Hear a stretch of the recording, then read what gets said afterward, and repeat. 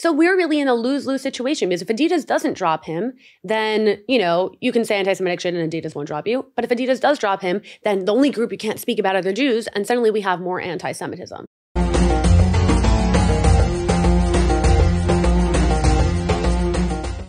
My name's Adela Kochav. And my name is Mariam Waba. We are the Daughters of Diaspora. And this is an Americanish conversation. Welcome back, friends. This week, we are talking about Kanye West, now known as Ye. We have a lot to unpack, but I want to set the scene for us first. A few weeks ago, Ye kicked off October by wearing a White Lives Matter sweater at a surprise Yeezy fashion show. The shirt obviously caused some controversy and received some strong pushback from many other celebrities, including Diddy. Ye made his heated exchanges public by posting screenshots of their texts on Instagram, including one message in which he implied Diddy is controlled by Jews.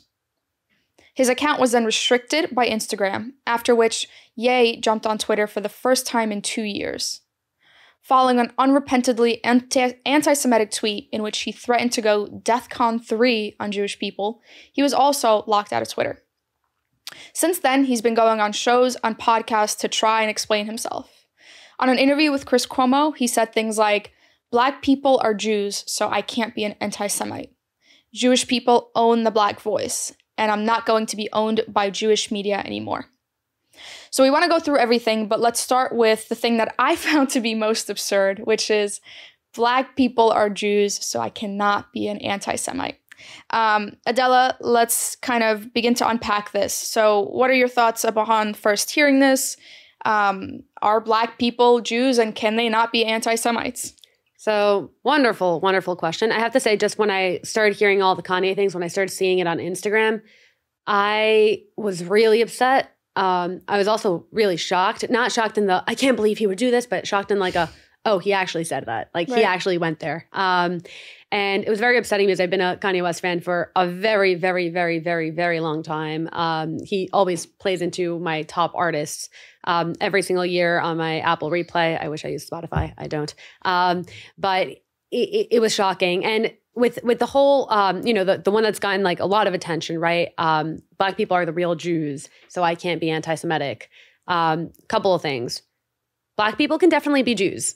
You can be a Black person who's a Jew. There's Black tribes in Africa and Ethiopia, in Nigeria. I have a friend actually who travels throughout the world to find the missing tribes. That's a thing, right? You go to Israel and there are Black people. You can be a Black Jew. But what Kanye West is saying is that Black people are the real Jews. And the word real is what I want to fixate on. Because what he's saying there is playing into the anti-Semitic trope of Jews will not replace us, right? He's saying, well, Jews have replaced us. Because Black people were Jews, and then these white people came, and they're not the real Jews.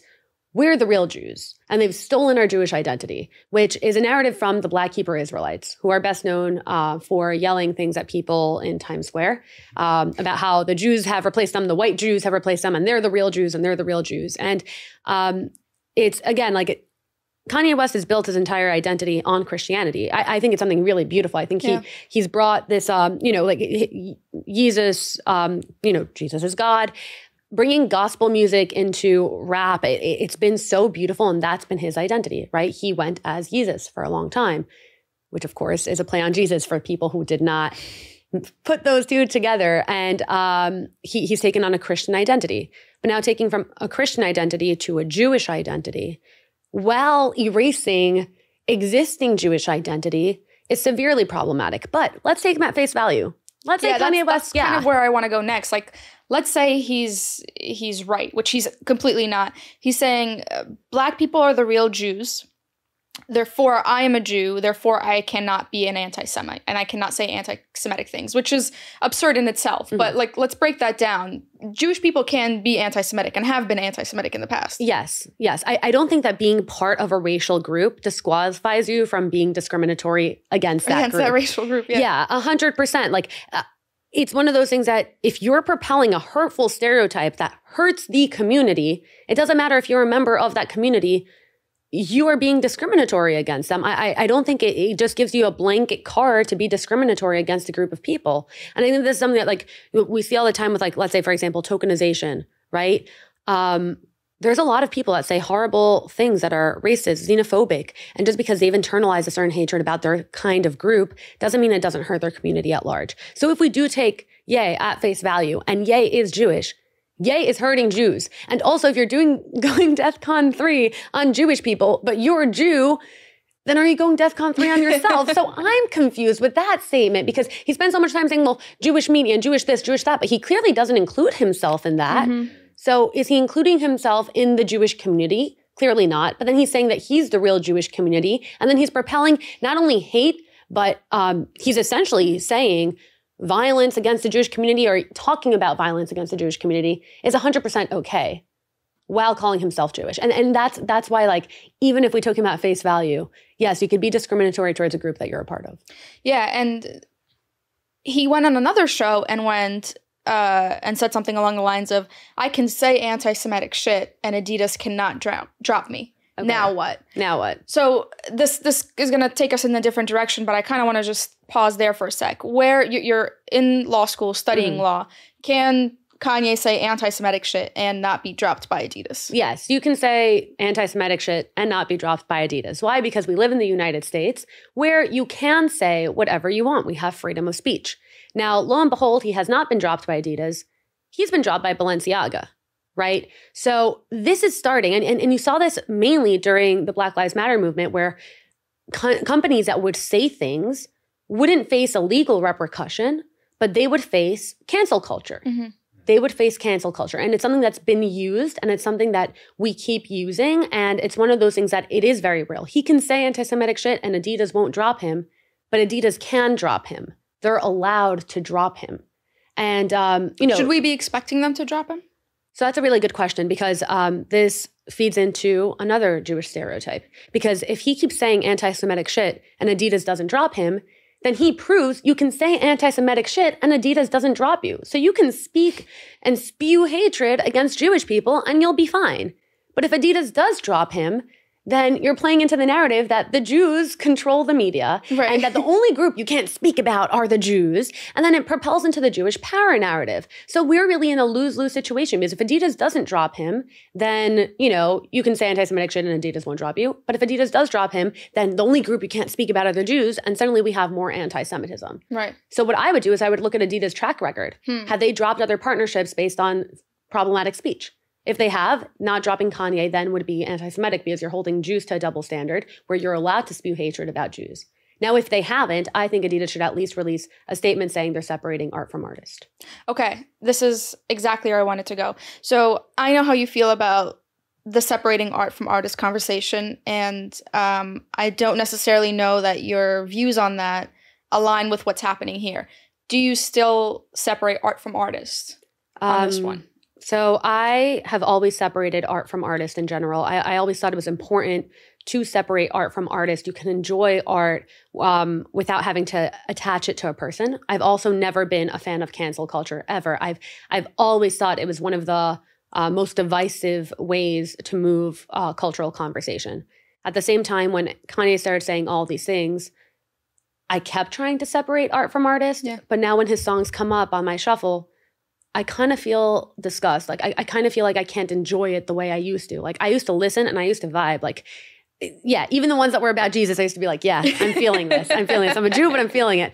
And now I just can't. Now I'm not enjoying the art anymore. And that's been hard for me. So in a way, yeah, I can't listen to Kanye West anymore. I'm not like, saying we should all go and boycott him. But I can't listen to anymore because here I can't separate the art from artist. I'm trying to, but I can't. Right. Okay. I want to ask a somewhat provocative question, but I hope you indulge me. And Wolf, I want to kind of get your take on this.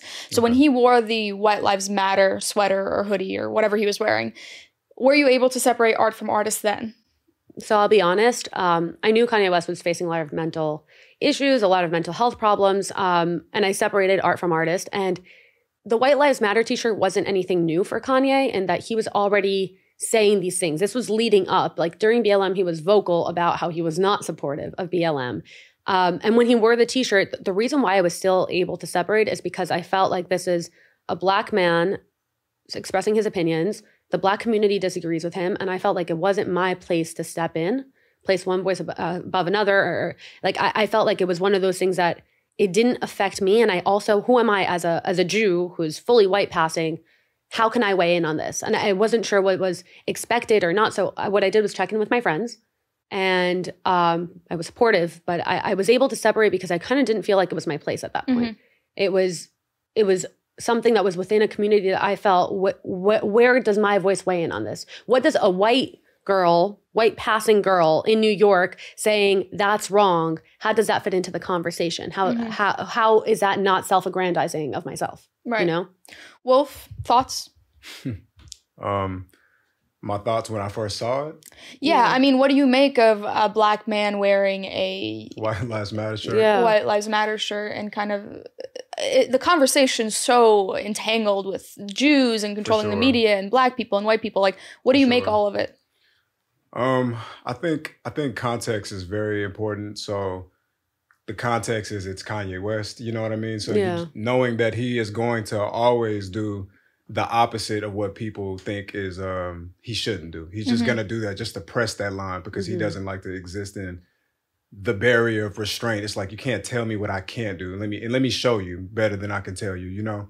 So when I first saw the shirt, I feel like I immediately took it as him making like a satirical statement, realistically, you know? Like, I think he wasn't, it wasn't just as face value as him saying like, white lives matter. I think I can't speak for him, but I think what he was actually saying is, of course, Black lives matter, but maybe I'm tired of people saying it, or I don't know, you know what I mean? So like, I'm going to say white lives matter just to prove the point, you know what I mean? Just a contrarian. Or even to show that just to be satirical. Putting a slogan on a shirt and wearing it doesn't make you exactly like, that's not really right. But you know, the double whammy of it is the promotion that you get from it, though, right? It's like so many people are going to be so enraged by this. So, and then I'm also selling products. That's how I became a billionaire, not through music, but through selling products, shoes. So I get attention, which is the currency that everybody's trying to get their hands on. And he did that extremely well, as he always does. You know what I mean? To what point, you know, is it worth it? I'm not sure, but that's how I took it. And again, context, like it's Kanye West. You know what I mean? Like certain people, I don't expect much from them based off of who they are, you know, because you've already given me a lot of context to what to expect from you. Yeah. Huh. You know? That's a very interesting take. So do you think the point is worth the pain it may have caused? Not unless he has a great plan. Not unless he has a plan on what to do with all the attention. If Kanye West wrote out with a plan on what he was going to do with the attention, like let's say like the dude built a hospital or something crazy like that, right? Like, I don't know how unrealistic or realistic that is, but I'm just saying, like, let's just imagine real quick. If he just was like, I built a school and you can get free tuition and with the best of the best in every category. Like, if he had a plan to like, now that I got you here, come here. Like, you know, on Twitter, when they go viral, then they drop the thread to what they're selling or something. If he's going to do that, then by all means. But if you're going to drop more music and more clothes, then it'll be like, I don't think it was worth it because you didn't change anything. Right. Yeah. Right. You didn't galvanize the tension that you worked so hard to collect and most turn people into can't something. get that attention. The best of the best people can't get the level of attention he has right now. And it's like, so if you do something positive, world changing with it, then let's see. But until Are you waiting for him to do something positive with it? No, I'm not waiting. I'm not waiting. If he chooses to do so, I would be like, oh, okay, like, unconventional, you know what I mean? For sure. You pissed a lot of people off, you know, but if it's better for the world, then maybe. But I'm not waiting. Because again, it's Kanye West. Like, I'm not even 100% sure if he's that smart. I know he's smart, but I don't know if he's that brilliant to a point where it's like, I'm going to get everybody pissed and then I'm going to do something so crazy. I got the cure for cancer, you know? Like, I don't know if he's going to do that, so. Okay. In addition to all of this, Ye, and I'm calling him Ye because he's made it a point to really drive home that he's changed his name and wants to be referred to as Ye. Ye has allegedly been in talks to buy Parler, a conservative-friendly social media app. And I want to kind of dig into how do we begin to think about this, because we've made it very clear on the show that we both tend to lean a little bit more conservative than not. And Adela specifically is comfortable in a conservative room. And it's somewhat... we're coming to terms with the fact that conservatives are owning this this conversation. Yeah. So let's start there. What are you thinking? So a couple of things. First off, I'm not on Twitter. So I think that, Kanye buying Parler is kind of like his way of counteracting Twitter, and then him and Elon Musk are now tweeting at each other. Sure. But I think what's been scary for me is, the reason why I've felt comfortable in conservative rooms is because I know their stance on my views and my traditions. Because when I walk into a more liberal room, I'm scared to say things like I was in Israel this summer, because they associate things with certain, they associate Israel with colonialism and things like that. And that changes their opinion of me. But when I walked into a conservative room, I wouldn't feel that. I knew I'd have to deal with different kinds of anti-Semitism, but at least I felt accepted. I didn't feel like I had to walk on eggshells. And they were more open to hearing my opinions. But for a lot of conservatives, I know Kanye has been saying the silent part out loud. He's been saying what everyone's been thinking, right? Either in regards to Black Lives Matter, or in regards to, for example, he did an interview wearing an ultrasound around his neck because he's pro-life, right? Things like that. And now he's saying all this anti-Semitic things. So now I'm wondering, is this what conservatives are thinking? Is he saying the quiet part out loud? When I walk into that room and I feel comfortable because they're accepting of my views of Israel, are they actually thinking, this Jew controls money, right? Are they actually internalizing this anti-Semitism? Because if he's a mouthpiece for the conservative community, then where does that leave me? And I think that the issue is divisiveness. I think that when it's come to politics in the US, is that the right and the left have turned themselves into brands. And suddenly, again, you have to slap a t-shirt with the slogan on it, right? Either you put on your MAGA hat or your BLM shirt, and you're pandering openly to whatever side it is that you're siding in.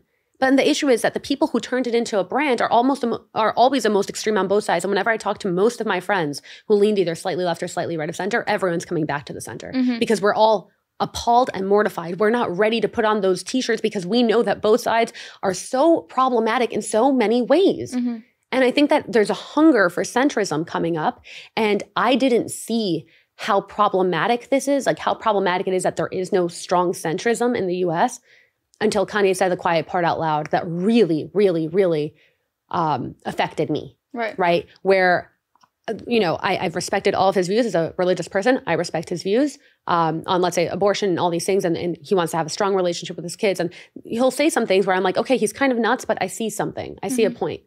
So now are people looking at what he's saying and being like, oh, he's kind of nuts, but I see something. He has a point. Jews do control the media. Jews do run the banks. Jews do this. And now I'm wondering, is he finally airing out the anti-Semitism in the Conservative Party? Is he finally airing it out to the point that I had not seen before, where this is what other people are thinking? And that's frightening for so many reasons. And it brings me to my next point, which is, and feel free to step in here because I'm way out of my lane, but I didn't grow up around Jews.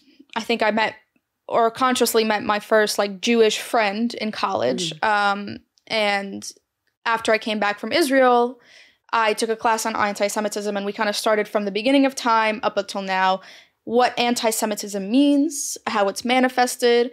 And it's pretty clear in the past few years when I've been hanging out in more Jewish circles that Jews have this paranoia, rightfully so, of anti-Semitism and anti-Jewish rhetoric. Because Jews are raised to understand that it's a very slippery slope. And I kind of want to elaborate on that and kind of bring in that context to the conversation, because my friends that don't hang out with Jews and don't have Jewish circles are really confused by why Jews get really angry at anti-Semitism very fast.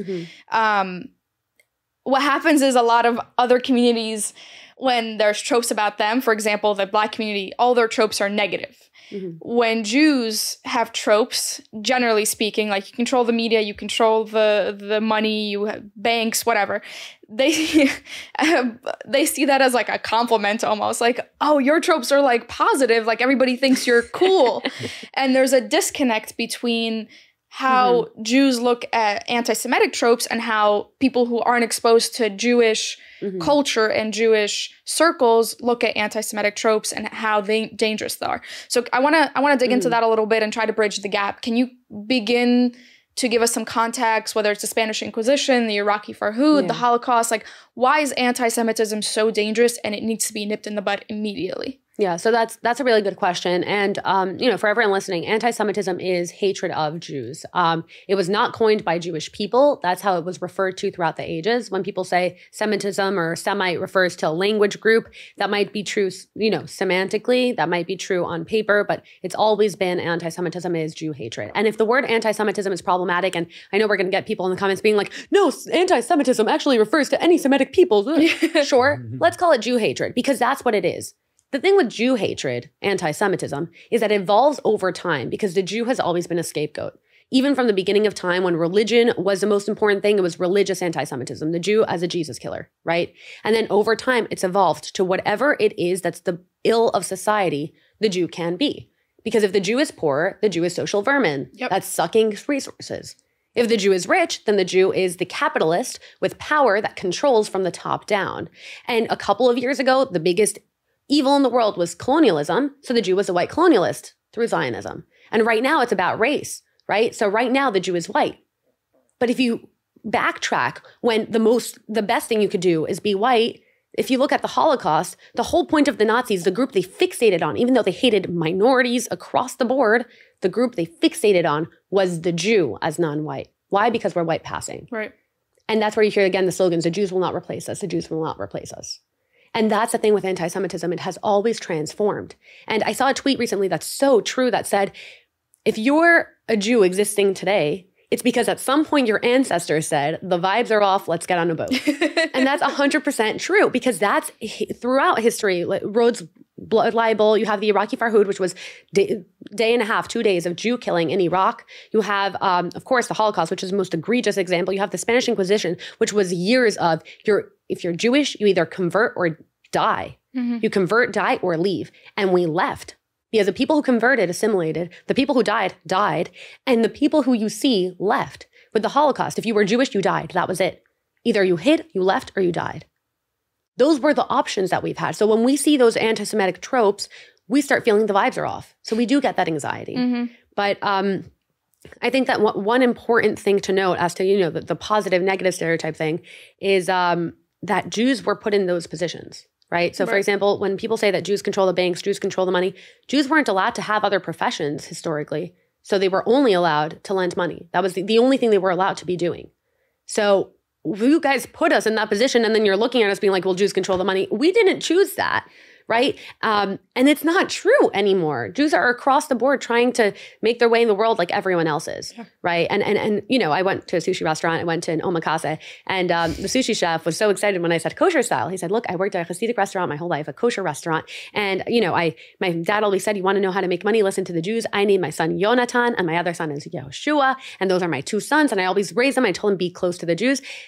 And even though that was internalizing, that was using an anti-Semitic, Jews have the money, Jews have this, it came from a place of appreciation. Right. And even though I was a student, I literally had no money. I wasn't even paying for that meal. Someone else was paying. I wasn't dining and ditching, just to clarify. He was talking to the wrong Jew. Yeah, he was talking to the wrong Jew. And I was just kind of like, okay, I'll take it. Sure. Yeah. But that's very different from like if you have even a little bit of doubt, like Jews do control the media, right? He said like, oh, Jews always know how to be successful. That sounds great when you say Jews always know how to be successful. It's very different when you say Jews always know how to be successful. That's the problem. Tone and context. Right. Tone and context. So when we feel the paranoia, it's because every single Jew that you've met has fled at some point. Right. That is our family history. We haven't been somewhere for generations and generations and generations and generations because about 6, 7 generations in, it's just kind of a no-go. Mm-hmm. 3, 4 generations in, it's a no-go. And that's something that the Jewish community has had to deal with. That's the communal trauma we've all had, whether we're Sephardic or Ashkenazi, European Jews or, Jews from Middle East. We've had this weight. Yeah. And another point to make when talking about anti-Semitism is it always evolves. It always devolves. It's never just words. It's never just things that seemingly harmless. Like it always turns into action. Somebody always has to blame a Jew, whether it's a good thing or a bad thing, like a Jew is to blame. There's this great quote by John Paul Sartre, an English or German scholar, 18th century, and he says, if the Jew did not exist, we would invent it because we need to scapegoat. We need a thing to blame our problems on. And if you look throughout history, you try to identify any problem that was faced by the world on an international stage, you'll find somebody blaming the Jews for it. Yeah. Which takes me to my last point. Now what? As Kanye put it, now what? Now what? How does one become an ally, learn to be an ally, combating anti-Semitism actively, looking inwards, that is not Jewish? Like, how do I support you? Obviously, we're checking in on each other on a personal level, but how do I, a non-Jew, support Jews as they're experiencing this anti-Semitism? How do I make it stop, for a lack of better term? Thank you. So first, I just want to start with a statistic. Do you know how many Jews there are in the world? It's 16 million, right? Do you know how many followers Leonardo DiCaprio has on Instagram? It's 46 million. We're about a third. So if every single Jew in the world followed an Instagram account, we would have a smaller reach than a single celebrity. And not even one who's been super current. I haven't heard anything about Leo in like a while. Like I haven't checked. I should pull up like a more famous one, like Harry Styles. I don't know how many followers he has, but maybe I should pull that up just to make my comparison more stark. And that's the thing. Like one of the things with anti-Semitism is that people don't realize how few Jews there are out there. So everyone who propels these anti-Semitic stereotypes are really pinning it on a small group of people. So when people say, what can I do as an ally? What can I do as an ally? I think, so share on social media, that's very important. But to me, that's performative. To me, that doesn't really mean much. To me, the important thing you could do if you're not Jewish is when you see something that's an anti-Semitic trope, to number one, recognize it, educate yourself, listen to Jewish people and be like, oh, that was anti-Semitic. But most importantly, talk to your circles about it. Because I'll never be able to reach your circles. And whenever people say that they think of social media, again, if you post on social media, thank you. That's wonderful and very, very important. But these things don't change with the graphic that you share because people are just going to scroll past it and they're not actually going to care, right? They're going to be like, oh, this person, I guess, supports Jews. Next. Fine. Normal. But if you can actually sit with your friends that I'll never be able to sit with because they're not my friends and I don't know them, you can be like, hey, look, I was reading the Kanye thing. Like, that's crazy. And then try to maybe talk about, you don't have to like fight it. All you have to do is like point out, hey, this was problematic. It's problematic for these reasons. If you're not able to yet, recognize what is anti-Semitic, I'm happy to guide you through it. You can do some reading. I can send you some reading. I'm not one of those like, do the work. Like, I'll help you do the work. I want to change this. But once you can recognize it, have those conversations with people in your circles and really try to have them be able to recognize it too. That's what I think changes. And one thing I just want to say on social media, a lot of celebrities finally called out anti-Semitism. Mm-hmm. Some Jewish, some non-Jewish. And that was nice to see. At the same time, about a year ago, Hasidic Jews were being attacked in New York on the streets. There was like a new attack every 3-4 days. That was crazy. That was physical violence against Jews on the streets of New York. And it seemed never ending. That was crazy. Yeah. And that was never called out. But now suddenly when a celebrity who already said things you didn't like is now saying other things, now you'll call it anti-Semitism. And that's how it felt to me. You already don't like Kanye because of his stance on Black Lives Matter. You already don't like Kanye because he's pro-life. You already don't like Kanye for all these reasons. And now he also hates Jews, but you're going to be like, oh, I'm going to call out anti-Semitism now. Because someone you already called out or who you've been meaning to call out is the one who said it. Mm-hmm. But what about when there's actual physical action? What about when someone you do like says it? And that's my question. And that's why I think social media is performative. Condemning things publicly, very important, but have the conversations. Yeah. And education is such an important part of that. And we're not living in La La Land. We know that people don't have the time, the resources to go take a college class on anti-Semitism. Talk to your Jewish friends. If you don't have a Jewish friend, DM us. Adela will be your Jewish friend. I love friends. We are more than, I didn't know what anti-Semitism was until 3 years ago. I didn't know what anti-Semitic tropes were until 3 years ago. I had no idea how dangerous it was until 3 years ago. Talk to people. And if you don't have anybody to talk to us. Ask us questions. Adela will answer them in the DMs. And talk to your friends about it. Like, see what other people are thinking. We're more often than not really scared to say what we're thinking or what we're believing. But on our path, on our road to be better people, it's a painful process, but it needs to happen. Okay, talking about allyship and friendship and educating oneself brings us very nicely into our next conversation. Some of you may have heard a little bit of chatter about this, but I think it was like a very quick news flash and then it kind of went away. A few weeks ago, the New York Times published an article reporting that a New York State Department of Education has ruled against a Hasidic all-boys school in Brooklyn. A mother who has since left the community sued the school over the fact that they would teach Yiddish and religious studies, but failed to teach subjects like math, history, and science.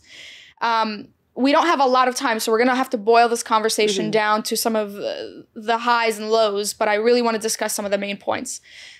First, Adela, is that true? Do Hasidic schools only teach Yiddish and religious studies and neglect other aspects of education? And if so, why is Hasidic quality of education so low? So I'll start by saying I am not Hasidic, and I did not go to a Hasidic school. That's not a secret. I went to a Jewish day school. I grew up modern Orthodox, so our communities are slightly different. Actually, they're different in a lot of ways, but amongst the Jewish community, it's known that the Hasidic community has a very low level of education when it comes to secular studies. That is true, right? No one can deny that. But for people who are not familiar with Hasidic communities, they're extremely insular. They're the ultra-Orthodox Jews that you'll see that wear black pants, white shirts. The men will have peyot and beards, which means the curly, things in the front of their face. The women will wear wigs, cover their hair. They'll wear skirts to the ground, just for people who aren't familiar. And they're, again, an insular community that is self-sufficient. They have their private schools and they teach their students what they deem to be relevant. So why do I think the educational level is so low is I think because success is measured differently in that community. I think that when it comes to the United States, either a public or private school, your goal throughout high school is to get into a good college. And then your goal when you get into a good college is to get a good job in the outside world, right? You want to work in a bank, you want to work in marketing, you want to work in whatever it is. And then you measure yourself by your success in the secular world. This community is not like that. This community teaches religious studies. In their school, they don't teach necessarily maths and sciences. They do have the classes, but minimal. And their success isn't about getting into Harvard. That doesn't matter to a Hasidic Jew. They've never even heard of it. They don't care. Because when they finish high school, they feed back into their community. They have their own businesses. They have their own stores. They have their own entrepreneurship. They have their own leasing agents. They have everything inside. So when you finish high school, the most important thing you can do is be a good, upstanding person. It's about your reputation. It's about the connections that you made, the connections your family has made. Everyone knows each other in those communities. And then you continue and work there. And there's a lot of Hasidic people who do very well economically, and they measure their success differently. They measure their success very differently. And I think it's an issue of values, right? Where if we are valuing AP classes and we're valuing what college you got into, and they really don't care, yes, they're getting a different education system. And according to US standards, it's deficient. So my follow-up question is why? What's the purpose of being an insulated community? You're in America.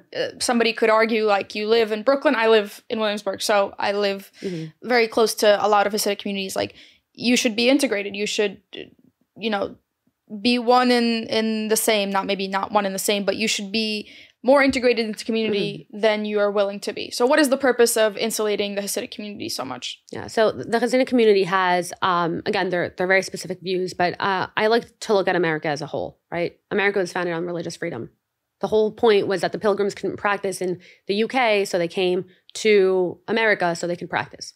And that's the beauty, that's the freedom, that's the appeal that the Hasidic community sees in the United States, right? So they created their own self-sufficient communities. They have a very low level of crime. If you want to do a civil suit, let's say someone owes you money, you don't take it to the court in the US system, you take it to a Hasidic court, and the community itself handles everything. So I know that people can say they should be more integrated, right? Like the New York Times article even said, like, oh, when you walk around, you only see signs in Yiddish, and you only hear Yiddish being spoken on the streets. And, if you try to talk to someone in English, they might not even know English. Dude, when I walk in the Bronx, I see signs in Spanish. When I walk in Brooklyn, you walk in Little Cairo, like there's so many communities that have their own little place where, like, if I tried to speak to someone in English in a community that mainly speaks Spanish, they might not be able to answer me, right? Like whenever we say you're in America, speak English. You're in America, speak English. We know that as xenophobia.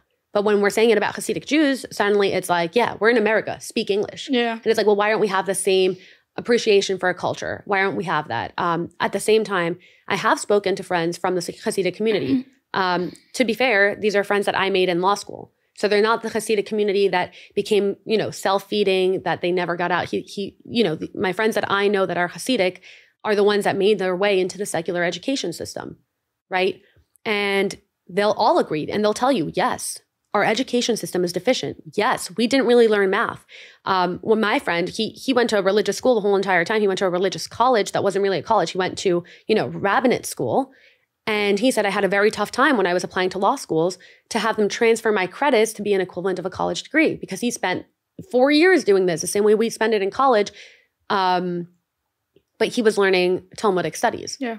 Right. And you might say, well, Talmudic studies, like that might not help you in law school, but how did it help me, to take a language in undergraduate and take a bunch of classes about history and blah, blah, blah, blah, blah, to then go to law school? If you're working a marketing job, wouldn't you have done better if you would have done a 6-month crash course on marketing than if you went to a college and had to take like postmodern feminism and all these classes that we love, but college doesn't actually prepare you for the real world and for a real life and for a real job. We like to tell ourselves it does, but it doesn't. And college is this also educational educational scam where you're paying hundreds of thousands of dollars to get a well-rounded education to then work a job in marketing, which is a great job to have, but did you really need to go into debt that much? So the Hasidic community took all of that out. They said, what do we care about? We care about values. We're going to teach our kids values. Again, people do agree that it's, lacking. But then again, the people that were interviewed in the New York Times article are people who are willing to talk to the New York Times. Yeah. I get my point in asking that question was like, the point of being insulated is that they're trying to preserve something. Whether we agree with it or you agree with it, it is not the point. The point is that there's a larger goal in mind when you insulate a community. You're trying to protect and preserve a certain way of living, a lifestyle. Yeah. So the article continued on and claimed that Hasidic schools get New York state and federal taxpayer money, and therefore should be aligned with some sort of common core standard of math, English, science, whatever. What do we think about that?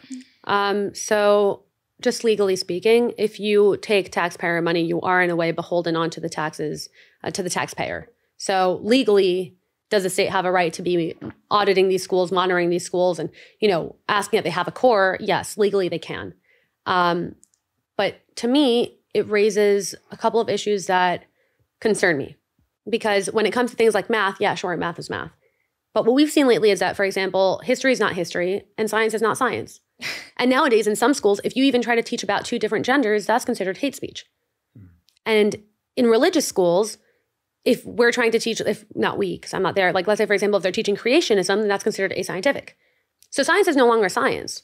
So if we're saying that there should be a common core, we have to make sure that the common core sticks to factual issues, because when you turn science into a social science, then it's no longer about learning and education. It's about cultural learning and education. And I think that that's exactly what this community is afraid of. I think that's exactly what this community is afraid of. Do we have a higher obligation or a larger obligation to teach Hasidic students, young Hasidic boys and girls, a certain amount of things to where they're able to enter the outside world should they need or want to? That's a really good question. I think, like when they were saying in the article, these kids aren't being taught to succeed in the outside world. It's because their goal isn't for these kids to succeed in the outside world. Their goal is for these kids to succeed in the world that they live in. I personally, on a personal level, yes, it hurts me to see the low level of education, right? It does. It's painful. If you read through the article, if you look at the writing that these individual kids are 12 years old and they have the writing skills of maybe a first grader or a second grader, it's scary. It's scary and it makes me sad. At the same time, they have a level of learning that I'll never achieve when it comes to the religious level. Right. I do think that they should provide the tools up to a very basic point. Basic math skills, very important. Basic English skills, I think, are very important. But when you think about this, they speak Yiddish at home. That's the language that they grew up speaking. So when you think, for example, of American kids that take Spanish for 10 years, and then they walk out of school not being able to speak a single word of Spanish, and if you look at their grammar and writing skills in Spanish as full 18-year-olds after taking it for 10 years, it's not good. It's their second language. It's actually terrible. Most kids that are like, oh, I took Spanish in high school, can't even write a sentence in Spanish. These kids, English is their second language. And that's the framework that we should think about. This is a community where English is the second language. Right. I do think there should be a core. I just think it should be very carefully implemented, and we should be careful to just give the essentials of what you need to succeed in the world instead of indoctrination. In doing some research for this episode and trying to understand the ins and outs of how this conversation came to be, and what was happening on Twitter as the New York Times article came out and people were quick to respond, there was a lot of people defending the Hasidic side of this conversation on Twitter, and it's something, it's good. Somebody was defending the Hasidic community. But in the way that they were defending the Hasidic community, just something didn't sit right with me, because they were saying, leave us alone, we're self-regulating and we don't need you to step in. And this is our thing, like, mind your business in a way. How are you thinking about that? I mean, I don't have any skin in the game, so my opinion, for better or worse, doesn't really matter. But I have a problem with people, in response to somebody criticizing their insularity and cutting themselves off from the world, continuing that, like saying, mind your business, we don't need you to step in.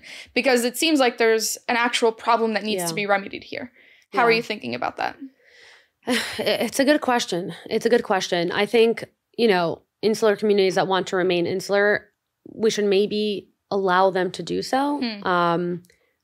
But it's kind of like the NAACP, right? That they say, like, I might not agree with what you're saying, but I'll fight for your right to say it. Right. And that's kind of how I feel here. I don't like the Hasidic way of educating. I don't like their core. I don't like it at all. But as a person who is of religion, I do think it's important to be able to have some sort of preservation until where there's a line drawn as to how far the state can step in.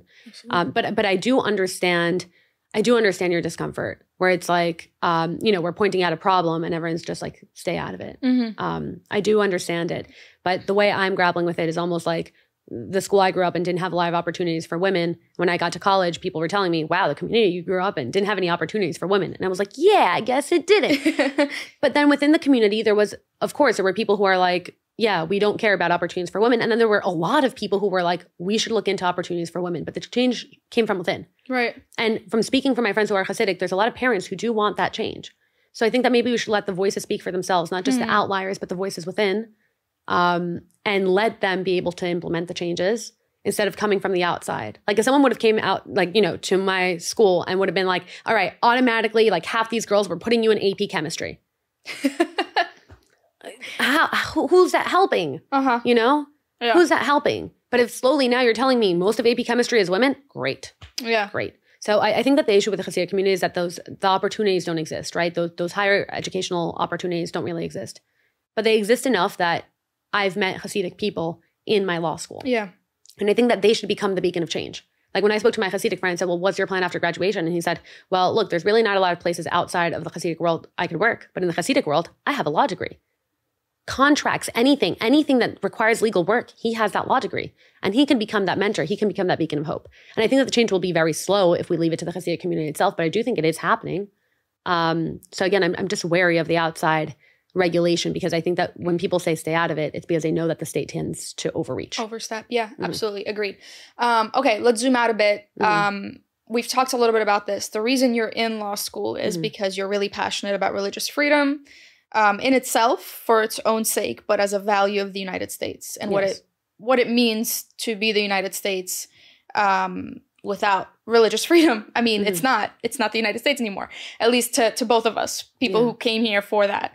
How does this conversation fit into the larger topic of religious freedom and being allowed to practice your faith in aspects of life, including education, including culture, including interacting with people on the street? Well, I think, I did base my entire career, and I'm basing my entire career on religious freedom. So this story was specifically alarming to me. It raised a lot of flags because, like I said, the United States was founded on religious freedom. But like pretty much all freedoms in the United States, it's freedom to an extent. And I think that this is just the latest one of those that has been introduced, the stopping point, right? You have a freedom to bear arms to an extent. You have a freedom of speech to an extent. Everything is to an extent. And I think that what we all have to be conscious of is making sure that that extent doesn't infringe too much. Because the last thing that America should stand for is for people being have to, abridge their religious freedoms. These parents are sending kids to this school for a reason. The reason why they're not sending their kids to a public or another private school is because those schools don't teach what these parents value. these parents care about their kids having a certain kind of education. And that's what this community has built up. So, this is in the Hasidic community, but if we take any other religious community, if there was a Hindu school, if there was a Muslim school, if there was a Catholic school, and suddenly the extent is being drawn, that's alarming. At the same time, the Hasidic school is unlike any of those schools in that it's the most extreme of them. Right. So if there was a line to be drawn, it's here. But I think that there's a line between how to speak about this in a way that's constructive and a way that is divisive and anti-Semitic. Right. And how does one do that? And how do you criticize if you don't think the Hasidic schools are providing the opportunity they should be for their students? How do you talk about it without leaning into anti-Semitism or crossing that line? Yeah. So first thing I want to point out is that the article from the New York Times was written by two Jewish people, right? So this wasn't really the outside world looking in. It was more like an airing of dirty laundry from the community. But I think that the article, if you read it, was about Hasidic, education. Do you know? No, they not that I know. Okay. But I highly doubt it. Highly doubt it. The article was about the deficient education, right? Basically, this private school is not up to par, deficient education. The title of the article was, "In Hasidic Enclaves, Failing Private Schools Flush with Public Money." That's my problem with this. My problem with this isn't that the Hasidic community has an educational problem. I have my own cultural issues, right? Of, success is measured differently, right? I get that. And we can have that argument, which we did. We had that conversation. The conversation of success is measured differently, and it's very Western-centric to think that success means getting into a certain college or success means getting a certain kind of job. But the issue here was that education is deficient. And the article focuses on the fact that they're getting public funding. The article title says the words flushes with public money. And it doesn't matter who's writing these articles, right? We talked about earlier, like if you're part of this group, can you be, hateful towards this group? I don't think that these two writers were planning on being, I don't think that they are, but I don't know if they realize that by publishing this article with this title specifically, they are very much propelling the stereotype that Jews are vermin that take social welfare money. Jews are the people who are sucking the money out of society. Do other public schools get taxpayer money? Yeah, public schools do, of course. Other private schools also. Yes, yep. Other private schools also get taxpayer money. Other private schools are not mandatory. They're not mandated. Mandated. Other private schools do get government funding, and other private schools are also not obligated to administer standardized testing. But if you do, you get even more funds. So when they show you statistics showing how poorly they do, yes, they're doing poorly for many reasons, but also because they're just doing that to get more funds. So these opportunities have been available. Maybe it's an issue with the way that the system is set up. And this is, a group that found a way to do the loopholes. You just have to administer tests. Kids don't have to actually do well in them. And then you get more funds, right? So I think that there's a lot of logical fallacies and lots of holes that you could poke through. But yes, my school got government funding. My school also, if you look at the chart, Jewish private schools, not Hasidic ones, also perform on par with public schools, not with other private schools. My educational level was relatively on par with a public school, not with another private, right? And those are things that we have to deal with. But to zero in on this community and specifically focus on the fact that they're getting funds, even if it's a higher amount, lower amount, maybe you should look at the system and not the community in a way that propels a stereotype. Okay, that's a great note to end on. This was, as you may have heard from our tone, a deeply personal episode for us to do. And we tried our best to come and prepare, do our research, and speak as objectively as we can about this. If you have any questions, comments, issues with anything that we said that you want to discuss further, more things that you want us to talk about, please feel free to slide in our DMs. And thank you for listening. We'll see you next week.